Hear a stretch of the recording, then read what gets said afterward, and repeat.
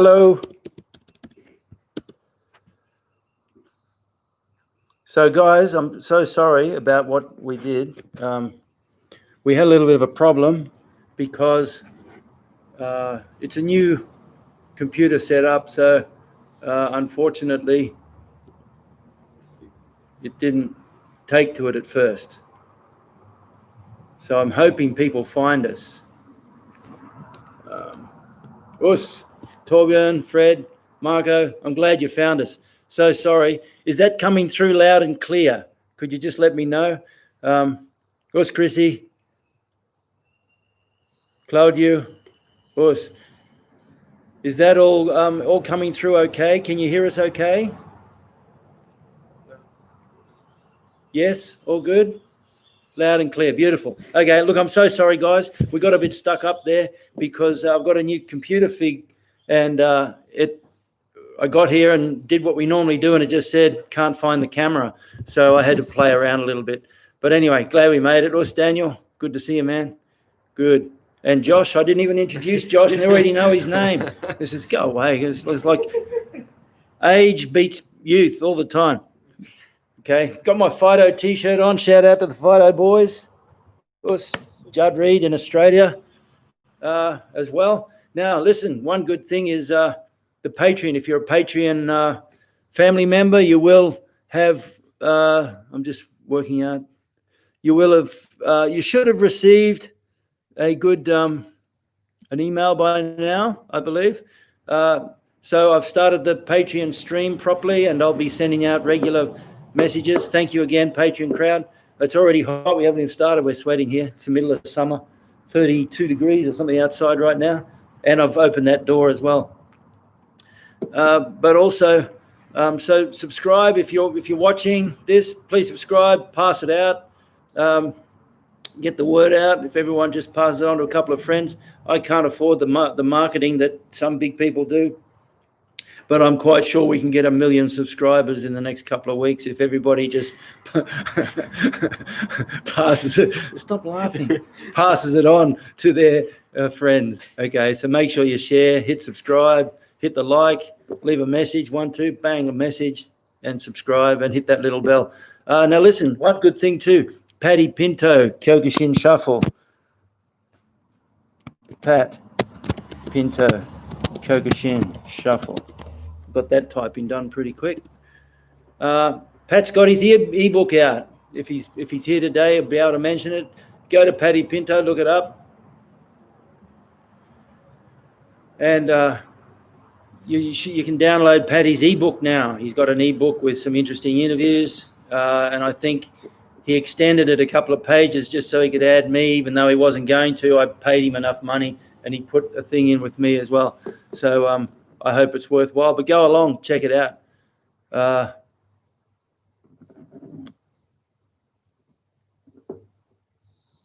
Good. Claudio, yes, thanks for that. Sunny Western Australia. I don't know how hot it is. How was Tassie? Yeah, isn't that funny, eh? At the Taj Mahal, yes. About his training with Angelo at the Taj Mahal, was it? I took some fighters to the Taj Mahal. Or is that the Indian Taj Mahal? I took it to Trump's Taj Mahal at Atlantic City. We went over once, competed in a North American championship there. I did all right too. I remember just another side, you know how I go. I head off in tangents all the time. But I was at the Taj Mahal. We were sitting there having a bite with one of the organizers, and he said, how do you think your boys will go? This was years ago. This is back in about 1992 or something like that. And, oh, you were there at the Taj Mahal when we fought? Claudio, is that right? What year was that? But anyway, it was quite interesting because I took 3 fighters, and they said, how do you think your fighters will go? And I said, oh, well, we've been training pretty solidly, and we're pretty confident. They're hopeful. We'll see how we go. We don't know, but there's 3 of us, and 2 of us are in the 1 division, so I expect we'll get a 1st and 2nd in that division and a 1st in the other one. And the guy looked at me and burst into laughter. in Launceston, Taj Mahal. He burst into laughter. He said, no, really, how do you think you'll go? And I said, well, if all goes well, we'll get a first and second in one division and a first in the other. And he laughed. And we ended up getting first and second in one division, and we got second in the other. And the guy that won the other division was pretty solid, but went a couple of extensions and we lost a close one on points. But anyway, so it was a funny turn of events. But anyway, listen, I want to move on with a little bit today. 92 yet, that'd be right, Chrissy. I was watching you as a green belt yesterday, Chrissy, in Mitch Kachonda's showdown grading. Somewhere around the time. It was a great tournament. But anyway, so today I just want to continue on with what we're doing. Look at just some fundamental drills. And I love working the drills because it's really important that we separate our Kyokushin mindset, especially if you're a black belt, especially if you've been training in stand-up for many years. You've developed a high level of confidence in your stand-up. And then it goes into grappling and you get taken to the ground and you get spanked by a 15-year-old 45-kilogram girl who just completely dominates you, and it can really, really play in your head. And the problem with that, the reason that happens is only because your approach to it was wrong. Okay, so what we have to do is remind ourselves that when we transition from range 1 kicks, 2 punches, 3 headbutt, elbow, 4 stand-up grapple, and 5 to the ground, we have to recognize that even if we're a 4th, 5th, 6th, 7th, or 8th dan in Kyokushin, it doesn't mean anything once you're horizontal. Okay, once you're on the ground, you can be literally dominated, controlled, and tapped numerous times by a Kyokushin white belt who just happens to have also grappled for a few years. Okay, so it's really important that we understand this, and if our goal is always to be able to defend and survive on the ground against good grapplers or against the average person, even more so, then it's really important that we recognize we have to follow a certain process of skill development, because if we just go in like a bull at a gate, we're going to get really caught out. Anyway, one important point that really brought this to clarity was, yes, it is, Mike. Good point. Yeah, look, I must admit I haven't done much kata on the videos for quite a long time.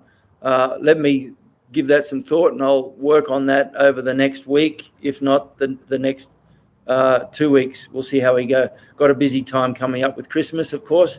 My apologies, Mike. I like to try and work on the techniques out of kata and apply them into what we're doing. But I just have been skipping the kata part of it lately when I'm doing the explanation. My bad. But thanks for the reminder, Mike. Appreciate that very much. The Mike Tyson, Roy Jones Jr. fight, if you watched that on the weekend, Saturday night America, Sunday lunchtime here, it was really interesting from my viewpoint. They're both in their 50s. There they are.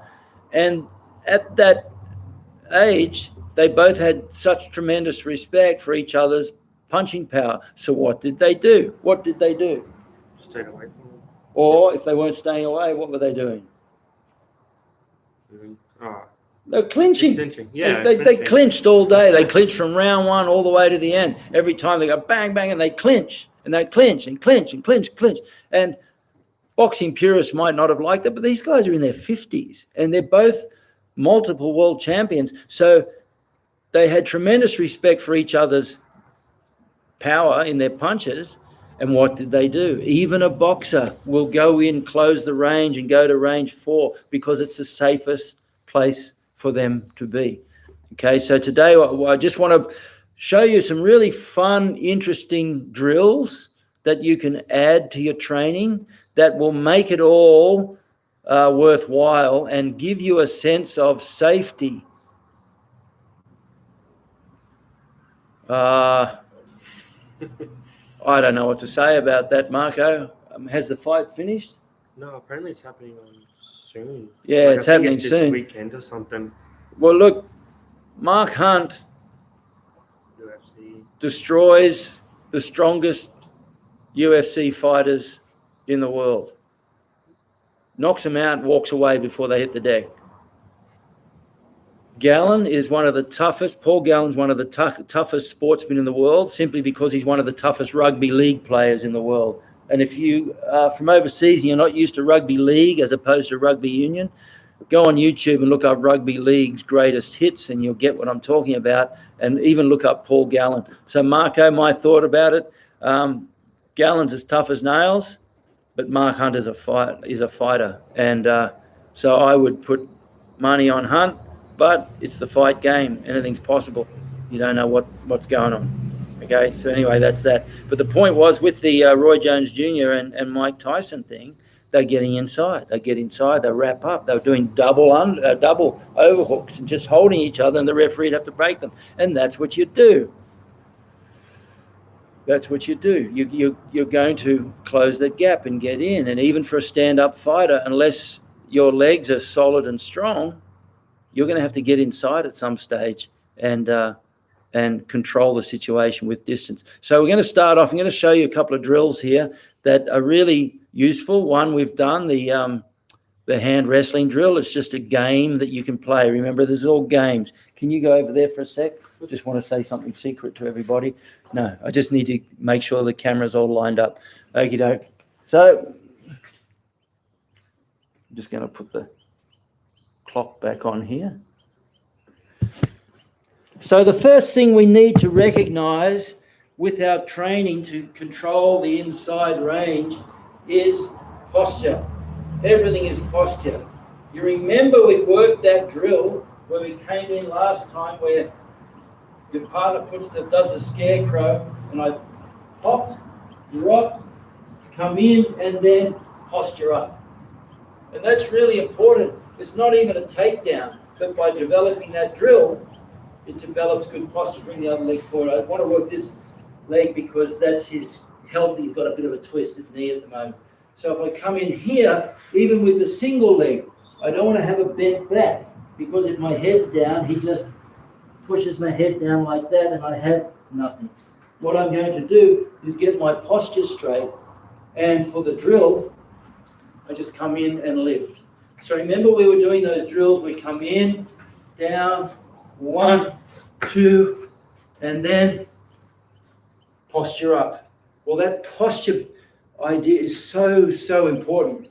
So to start with, even when we're hand wrestling, even though we're bending forward, you see how my back's bent like that. I want to make sure that even as I'm doing the hand wrestling, I need to be certain that my spine is connected. So my head is up, my shoulders back. If I bend forward, my back is ever down. In the dojo, what we do, my partner just tags me on the head or pushes my head down, just to remind me. So if he's coming in and I see his head's, just tap him on the head or just tap his head down to remind him, and you immediately fix the problem.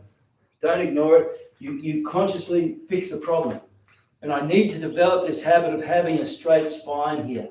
Okay, now we just play the hand game. Remember, these are the grips. That one.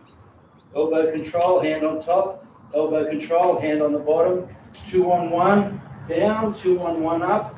2 on 2, arm drag. 2 on 1, like that. So we just play a little game and just thinking of our posture. Boom. Working this, get control. He regains it. Boom, I go to 2. He comes out of it, I go to 1, I go to 2 here, go to there, under, boom, over. And he's constantly moving. He's grabbing me too. I need to break out of that. Boom, like that. Okay, now we do exactly the same thing, but we move our feet. So we're moving around now. I try to come here. Boom.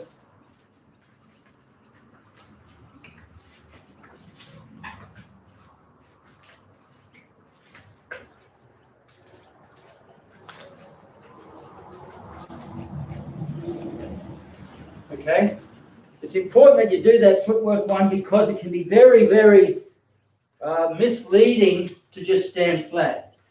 Because all the takedowns that we use are determined by the position of my partner's foot.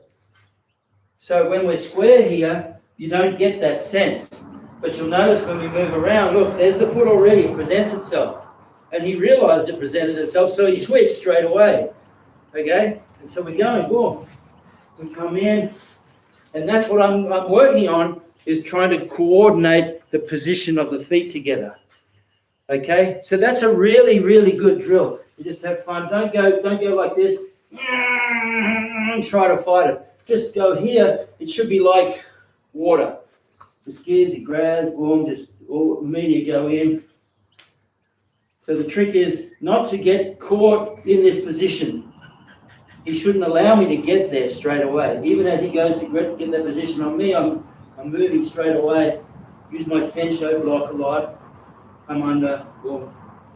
And then we've done wrist grabs and stuff, so you can also work when he grabs. Now you can start to add the wrist locks to it as well. Boom. Caught you off guard. Yeah, that was a good one. Yeah, okay. Boom. You work the wrist locks. We've got all the wrist locks that we do here, etc. Even under here like this. Boom. Take away.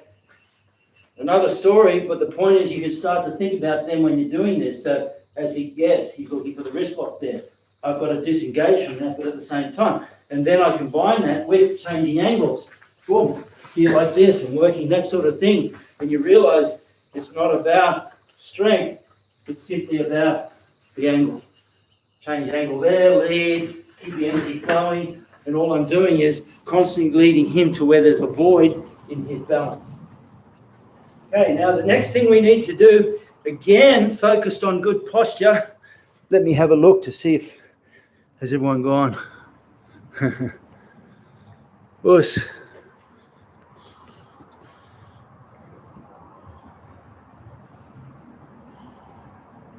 Us, Mike. Us. Chicken wing armbar. Yep. Ohio, Sensei. Good on you. Chicken wing armbar. Well, there's lots of chicken wing armbars, you know. I'll just do that simply because Tigray mentioned it there. But you can come in here. One of the best, easiest ways to get a chicken wing armbar is this sort of movement. See that? Come here, chicken there, and then what I do is I pop it, boom, there like that. That's a really good chicken wing armbar takedown. Let me do it slowly. I come in here, and it's like I'm doing Uchiuke. Uchiuke, control. And then what? Uchiuke, control. And then what I do is I pop it up and feed. Okay, in here, we're moving the arms around, boom. I get to that position, I have it. Once I have this position, then it's just a matter of extending and then up and lock it in. You see how I've locked it in here? With his elbow on my chest. So he pulls his arm out. It's very hard. Okay, if I want, I can even lock the wrist lock in. You see how the wrist is bent? I can lock that wrist lock in. But that's not what you want to look for. Because if you go looking for that, you'll lose it. What you're looking for is that entanglement. Okay? And then, if Josh takes a nice solid posture, doesn't let me take him down, then all I do is work the body replacement theory, which is simply I'm putting him where I am. He just falls down, I finish with the knee right, and I can finish there. So that's one chicken wing, that's straight out of Pinan 2. Okay, so we come down, we turn, and then the boom, here, 1, 2, last movement of the kata. We turn, 1, 2, there's the end of the kata. Okay, so he throws the kick and the punch, throws the kick and the punch, boom, that's that. So he throws, let's just, for the sake of it, we haven't rehearsed this, so just notice Tigray's comment.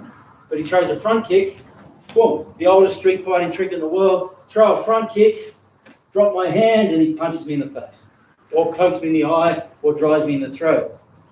Okay, so when he throws that front kick, I want to make sure my hands are up. And that's what that movement into Pinan 2 is. It comes around 1, 2, 1, 2, 1, 2, front kick punch. So now he throws a front kick punch, bang, boom. There, I make sure I cover it. Okay? Now, for the sake of working the bunkai in the kata, we would normally go right foot, right hand. 1, 2. 1, 2. But the reality is, you don't have control over what he does. So he may throw left hand. So that's why you might have noticed, instead of going 1, 2, I went 1, 2. So now when he throws 1, 2, see now he switched hands. But my hands are safe. I'm doing the double kung fu secret block. So 1, 2, 1, 2. I don't know which one he's punching. But this still allows me now to continue through with the chicken wing takedown. Okay? If it was right, Yeah, Josh is looking at me. That took me off guard, that one did. Josh is looking at me going, I'm going to get you. Boom, bang. Right hand, that's the same hand in the kata, and then the left hand comes up. Remember, a block is a lock, is a blow, is a throw. Block, block. The block becomes a lock. That's the block. 1, 2, there. Okay? Now that block, the upper block now becomes the lock. See that? And I bury his elbow on my chest and I take him down to the ground. But the son of a gun is sneaky. Maybe he doesn't throw the right, maybe he throws the left. Okay? The arm position doesn't matter. You can take it down this side, and I've seen that taught where the same thing, so he goes right front kick and left hand. And I do the same movement in the kata and then come through this way. Okay? And people argue that it's just as good, but I've pressure tested this against non-compliant opponents under pressure, and their opportunities to escape are much greater in this when I block his left with my right or his right with my left and continue on like that. It appears very similar, but you feel the difference. Yeah, right? it doesn't feel as tight. It's nowhere near as tight because I can't control the inside movement of his arm. So I'm here like this, he just drops his hand in towards his neck, and yes, and his arm's out. Okay, whereas when I block with this one, now he drops his hand in, he's not going anywhere. He can't drop his hand out because he just arm bars himself. So that's a really important point. I can't stress that enough. If I block, I block his right arm, my left hand, and do the entanglement. The more I push, the easier it is for his arm to escape. Whereas, if I block crossways and then do the entanglement, my inside arm stops his arm from escaping in, and his body can't escape out because he just arm bars himself. So it's really important. It's a really key point to remember that even though he may throw that arm, if I try to do this entanglement, he's going to slip out. Okay? That's one sort of chicken wing. This essentially is that's the chicken wing. There like that. Okay? So that's exactly what we're doing. I'm here, there, there. Okay? Here's another chicken wing. I'll go this side. So I come in here, forearm jolt or elbow, and then come in here like this. Okay? Now I have this on, and just relax your body. And what I can do is I can come right in here, and then flip him over, and then finish the chicken wing this way. Okay? So that's also a chicken wing. That's more a reverse udegarami. Harry, the techniques came first, as you know. The kata follow. Yes. Yes, you're right. And I hope what I did was correct from your viewpoint, Mike. Good point there, you see. What the kata would just develop later, incorporating the techniques that they already knew, and they just put them in a series. And one thing you can think about kata correctly is that it's like a combination. It's just a formalized combination of techniques. So you're a tournament fighter, you go, yep, I'm going to go boom, whack, thigh kick, bang, and then spin and knock him out. But if your first rip knocks him out, you win the fight. If not that rip, the thigh kick takes him out, you win the fight. If not the thigh kick, the spin back kick, you win the fight. Well, it's the same with the kata. if in the first technique of the kata, as you step off and go crack, you win the fight. But what is a kata? It's just as Shihan, I don't know whether to call you Shihan or Sensei, because I know your titles are different in Kyokushin, but it's all respect anyway. But the point is, Sensei Mike there is bringing up that point that, we don't learn the kata. Unfortunately, the way it is taught these days, we learn the kata, then try to develop the techniques out of the kata through bunkai and so on. But the reality is the kata were created combining the techniques that they already had. So we're kind of doing it backwards. And this is why I love doing the training the way we do at the dojo, is because of that. Okay, good. As long as that's okay. But never be afraid to point something out, Mike, because I appreciate your experience. Okay, so that's another one. I won't do that again. It kind of catches you off guard. Yeah. But the first one comes, the punch comes up, bang. I'm here like this, and I drop that in, and I bury his elbow on my chest, as you can see. See, his elbow's not going anywhere, so he tries to pull out of that. It's extremely difficult. Tries to punch me with the other arm. It's extremely hard because of the pressure. And look at my wrist. I just simply move down to his wrist. I can completely change the technique to a wrist destruction right there, or wrist control there. Notice when I have my arm in here, there's only so much pressure. But if I take that hand out and go double, the pressure is instant. The problem is his elbow becomes less controlled. Okay, I've got that one. Another one is, as I come in here, I elbow jolt. See that? Elbow there as I control this hand, and then I come in here. And this is the classic Kimura. What you can do is you can also turn the wrist like that. See, this is a standard Gyaku Ude Garami with your hand on the wrist. I move it down to the hand. It's stronger because of the lever. But if you really want to be destructive, you take the hand and twist it. And already from there, you start to get a lot of pressure control. Okay? And that's just the classic Kimura technique you can do from a bunch of angles. Okay, so there, Tigray, I hope that gave you a couple of ideas of what you were looking at there. Us, Paul, good to see you. Mike, us, Sensei Shihan, Dai Shihan, Mike, us. Okay, so the next drill we're going to do, again, is aimed at posture. I'm going to have to wind it up because we started so late, so I'm going to give it another 20 minutes or so because I'm so sorry about the late start. Posture is everything. So the next drill, all we do is we have to learn not to bend our back. So the bum can't be up. And as you get, it's like basics. You do your basics, and after 200, your legs start to come up, and your legs are sore. And I tell the students, every time you straighten the legs in Kihon, you've just undone all the benefits of the training that you did before that point. So you've got to bury your legs and keep them strong. Well, it's the same when you're doing this. I want to keep my posture straight. I don't want to get lazy and go down. Okay, but this is just another game of posture. And what we do is, if I tag my partner on the knee, or if my partner tags me on the knee, or that's a point.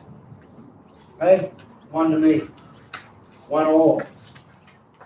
Now I did it there and it didn't count. I'll tell you why. My fingers hit his knee, not my palm. So I have to be honest. I can't go, yeah, that counted, when it didn't. I have to make sure that I feel it on the palm. Extend that fully. So that's a point. This is 2 points. Okay? So we just play with that.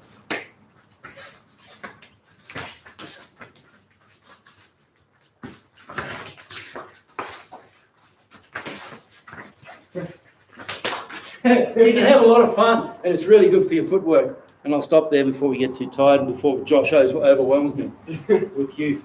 Okay?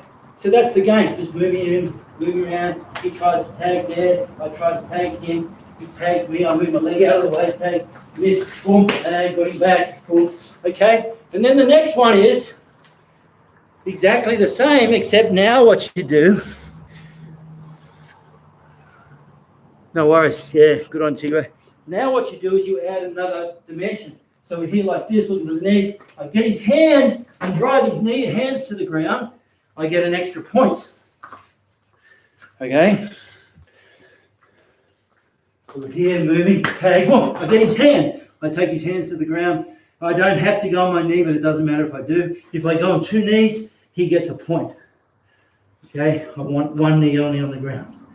I can also, if I want, as I'm doing it, put 1 hand on the ground, but I don't want to put 2 on the ground. Okay, so that's another game you can play. Boom, you get the hands, drop them to the ground. Boom, boom.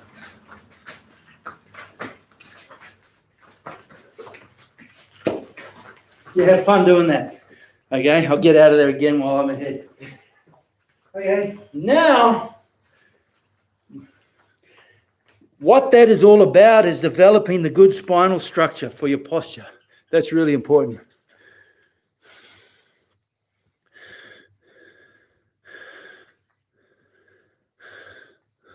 Oi, oi,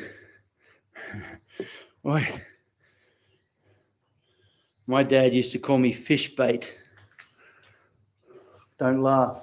It's a funny story. I grew up at Surfers Paradise and our house was on the river. And I think I must have been about 3 or 4, my sister could tell me. But I hadn't learned to swim yet. And this is why I taught my kids, would you believe my kids was safe, water safe swimming level before they could walk. So even at 6 months old, I could take my daughter and just throw her into the swimming pool at the deep end. And she had the skill to simply turn around, dog paddle back to the edge, and then hold on to the edge, and then she'd work her way to the stairs. That's at 6 months. At 9 months, and of course, by the time she could walk, she was throwing herself in the pool. She had so much fun. I didn't learn that. When I grew up, I didn't learn to swim until much later because my mum never learned how to swim. She was a country girl. She could ride a horse better than 99% of the human race, but she certainly couldn't swim. And one day I grabbed my dad's surfboard and I paddled out into the middle of the river. It's all fun to me. I didn't know. And if I fell off, I would have drowned because no one was home. My mum literally locked herself in the office and threw the key out the window, locked herself in my dad's office and threw the key out the window because she knew she'd try and go out and save me and we'd both die. What a terrible thing it must have been. Then she called my dad who was working up the street at Surface and he came flying home. And I remember he just, hey, that's good, Cam, good, yeah, come around. He tried not to scare me. And I just had fun. But ever since then, I was called fish bait. And by the time I got it back into shore, I reckon my mum had already made me a life jacket. She made me a life jacket, which I wore for a while. But of course, you learn to swim eventually. Well, that's what we're doing here. We're learning how to swim. You've got to learn how to swim before you try to jump in and surf the big waves. And it's really important that posture is everything. So now I'm going to show you a really cool, just go back so I get the measurements right again. There we go, beautiful. This is a very good drill and it's very simple. And it's a drill that I'll definitely be focusing on. So Daniel Langworthy, if you're going to come to the seminars that I'm doing early next year in Sydney, I'll make sure I bring this up. So we're here, again, by having done this drill, I've learned to keep my spinal chain in connection. Okay, so what I'm going to do is come in and go the single leg. But watch what I do.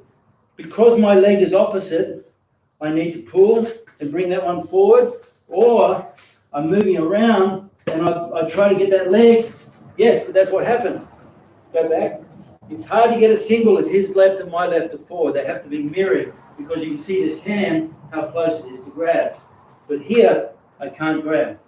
So what I do is I set it up. I go to grab, he pulls his leg back, and I just take this one straight away. So I know he's going to take that leg back. So I grab, boom, and I come in. Now the single, this is a flow I want you to work on. It's really, really easy, but incredibly profound because it teaches you not to persist in losing positions. Okay? So the first thing, just bring that leg forward. So I'm switching. So I'm going to take that leg. When he pulls it back, I switch into this one. Look where my head is. I have the hand behind, single leg. Now people say you can't, even I say, generally you can't get guillotined here. But you can get guillotined here with this sort of guillotine. Boom. there. What they do is they bring the arm around there. So I have my hand on the shoulder, this one there, and that's a really horrible guillotine, even though his head's in front of me. Okay, not much fun, is it? That's not fun at all. Not fun at all. But this is the main one that people think of. Okay, so bring this leg forward. Single posture, head up. But he starts to push my head, so I go single posture, head behind. He starts to guillotine. I'm going to grab the hip, swing around behind. Notice I keep my jaw, head pressed into his body, because if there's space, he swings that elbow and I get knocked out. Okay? So I stay here. Okay, so I've just transitioned. Watch. We'll do it really simply for you. 1, 2. There are 2 single legs so far. Take the hip, come behind.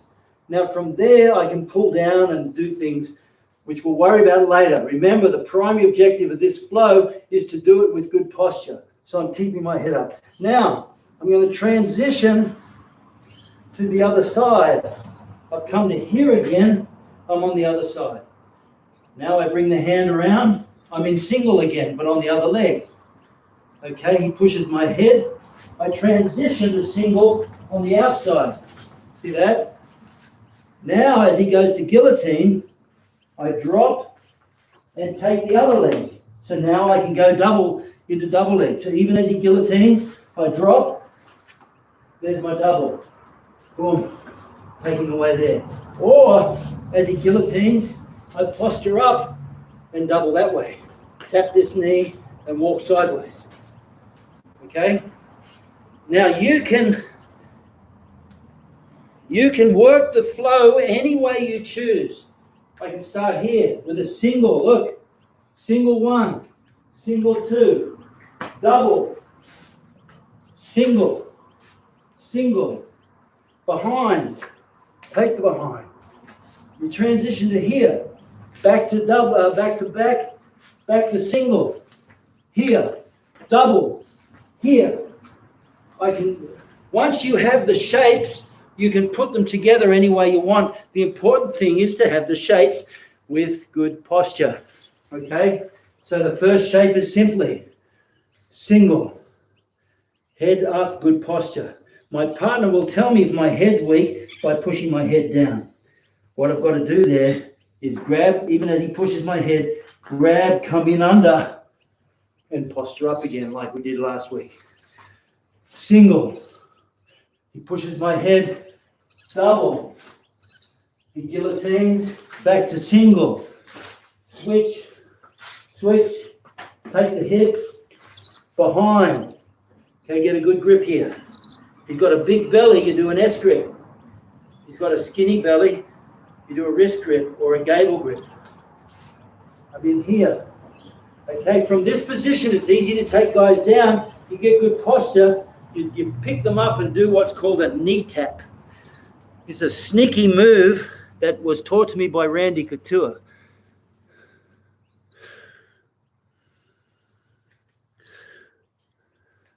Good on you, Daniel. Look forward to seeing you. Andrea, you always pass the details in the clearest. And thank you. I'm sorry that the time zone allows me to... Oh, look, it's just a real honor to have you, Andrea. Andrea Stopper there. I think he's 20 years younger than me. He's one of my heroes. Dead set. No exaggeration. So remember, it's posture. I come in, I can, look, if I have the arm, I'm going to arm drag too. So I'm there. Arm drag to come in. Boom. Go straight to behind, and I can drag down there. But here's the knee tap that I was talking about. I have a good grip. I come in. Watch this knee. It's really sneaky. If I just pick him up and try to put him on the ground, see what happens? His leg stays there. So if I pick you up and don't let me tip you over, well, he keeps his balance. So that's where the knee tap, the Randy Couture knee tap comes in. You come from here, and see, by tapping his knee with my knee, it screws with his balance. I come in, I'm under, up, boom, and I tap the knee and take him down to the ground. Okay, so that exists as well. So the flow is simple. 1, 2, take the hip, 3. Also from here, you can do another thing which I call the ankle knee. So I slide, one hand goes to the knee, one hand goes to the ankle, and they just fall over. If I go both to the knee, they can get out. If I go both to ankle, they can get out. But I stick to one knee, one ankle, that's what happens. Yeah. Kind of funky, right? So we're in this position. I'm going to transition again. Look. Head to the side, single. He guillotines me. Head to the front, single. Okay, he pushes my head, double. He keeps his balance. Oh, there's a guillotine again. I switch to the single this side. Single. Back. Back to the single. Single. Double. You can play with that 1,000 different ways. Head out, head in, transition to back, transition to single, transition to double, even the opposite leg single where I'm on the single and I switch my grip to the opposite leg. Was Clarence a bit late? Yeah, no worries. We were late too. What's Brad? Good to see you. Brad, there's one of my good buddies that I talk to most days. And he was actually one of the proofreaders of my book. And so it's good to have him along because he lives in America, you see, so I don't get to see him anymore, and I don't know when he's able to be on because of the time zone change. So it must be like going on 1 a.m. I'm guessing, Brad, 1 a.m. Okay, but the important thing to remember is posture, posture, posture. And that's why you do these drills, to remind you that more important than anything is posture. Because if you run in with the Kyokushin mindset that I've trained 30 years, so I understand it all, and then your posture's wrong and you find you wake up 15 minutes later leaning against the wall wondering what happened because the little kid just tapped you out with a guillotine or choked you out with a guillotine. Okay, so it's always posture, and you need your partner to tap you on the back if the posture, tap you on the head if your head's wrong. Posture simply means spinal integrity. Dominant head position means spinal integrity in relation to your partner, and they're very important concepts. Just thinking, what an enviable situation you're in, Josh, not because we're watching you, but because you have your sensei, well, all to yourself in the dojo. He taught me everything I know. Yeah, Josh's a good guy. He's my next door neighbor. So it's always great to have him. And if you could see us roll on the ground a bit, one day we'll do that. Yeah. But you should, he's really putting it together quite phenomenally on the ground. He's very fluid and everything like that. So it's great. It's great for me too, Mike. I know what you're saying. It's very kind of you, but I get a lot out of it too because it keeps me young and strong and keeps my attitude right, because just a little bit of lapse of concentration and you get these young whippersnappers. He has no bones about armbarring me or choking me. He'll jump on my back and choke me till the cows come home. Okay, but it's good for that too. So one last reminder, I'm going to finish up. I know that I started a little very late. I'm so sorry, but it's good to know how to do it. Good posture. Look, it's just, I hate to say that cliche, it's all in the kata, but the more you explore into range 3, 4, and 5, less so 5, but especially 3 and 4, you will see it, so much of it in the kata. And like I said, when I had too much time on my hand one weekend, I went through every single technique in Soul Size 3 major books. This is Karate, What is Karate, Advanced Karate. And I counted all the techniques. And about 70% of them were range 3 and 4. And, well, 8 of the techniques were range 5 as well. So altogether, that range 1 and 2, the tournament fighting techniques, only represented around 30% of the techniques that Solsai taught and presented in his younger days. So that should tell you something. If you think you're doing the whole Kyokushin, or if you think that by doing what I'm doing is not really Kyokushin, well, I think you're a little bit wrong. Okay, so just one recap and then I'll let you go, especially Rochelle. She's itching to get away because it's probably some ungodly hour there too. Okay, so we start off with the hand wrestling form. bang. We just play a game, try to get the grips there, work on the grips, but don't go hard. But notice we're not bending our posture. I'm not focused on the hands, I'm focusing on the posture. Then we go from there, we go to the knee slap game, boom.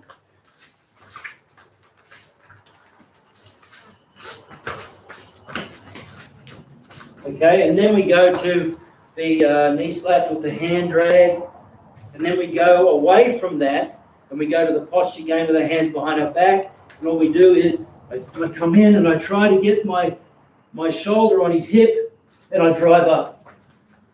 Okay, he does it to me, shoulder on hip, head up, and drives. Boom. He did it head in front that time. Okay, then we go to the transitions. Now remember the transitions, I want to aim for different things. We only got halfway there. The single leg, head in front. Single leg, head behind. Notice my posture. I can't do it like this. That's how you get guillotined. But if I posture up like that, it's hard for you to guillotine.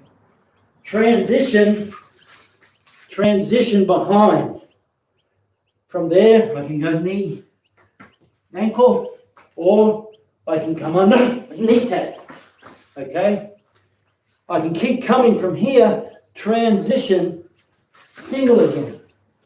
Head out, single, head in. Now all these things, I want to be aiming for a number of things. One, I'm looking for push-pull. Here I'm pulling the leg, pushing the head on the chest. Here I'm pulling the leg, pushing the head on the body, making that leg very heavy. From here I can transit back to here in a double. Again, my posture is good. See, my posture is up like that.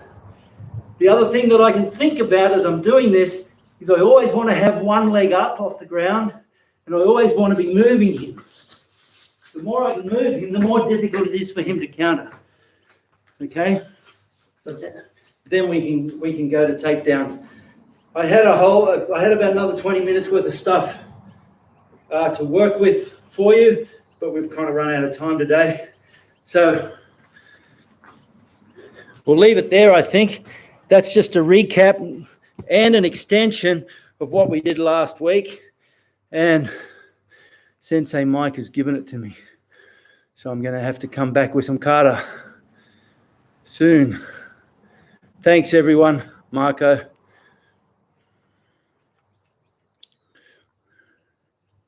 Good on you, Marco. Rochelle.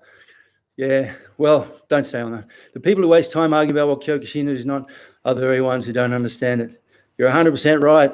And I've got to tell you, Andrea, the reason he's one of my heroes is he's a national Kyokushin champion, a national Kudo champion, and a national Judo champion. So, man, that guy's got it all. If I knew half of what he knows, I'd be wrapped, okay? And he's a really top, humble bloke, and I guarantee my saying that to you whilst he's present is doing nothing but making him feel humble. He's that sort of guy. Arigato gozaimashita. Thank you, everyone. Good on you, Mike Lorden. Good to see you, Brad. Thank you too, my man. Brad was one of my best men at my wedding. Thank you always. Inside knowledge here on camera always. Yeah, good on you, Josh. That's Tigray, New Zealand. Actually, Tigray's down south now. Thank you. Have a fantastic weekend. Good on you, Clarence from South Africa. Chrissy, please, everybody, Chrissy's doing his second dan grading tomorrow. Christian Dunn. He's my nephew. He was my Uchideshi for a good 6 months, and he's got his second dan grading tomorrow. So all the best to you, Chrissy. I would be there if I could. Thanks, Shihan. Superstar Josh. Yep, he's turning into a superstar. It's not the style, it's the instructor. See, look. You're the man. Torbjörn, thank you so much. Good on you. Lovely to see you all, as always. Marco, thanks. Harry, good to see you from down the mountain. Kyokushin, thanks, Claudio. Us. Thanks again, Mike. And I promise I'll get back to kata as soon as I can. Us. Thanks, everybody. Appreciate it. Let me comb my hair. Brad, Madam. Oh, not Brad, Madam. Brad, that's the other Brad. We call them the two Brads. Brad Hansen and Brad Madam, and they were phenoms back in the 80s. But anyway, Brad Hansen told me I've got to make sure I comb my hair. So there you go. Thanks, everybody. Yep, all the best, Christian, with your second dan. Us. See ya. Us.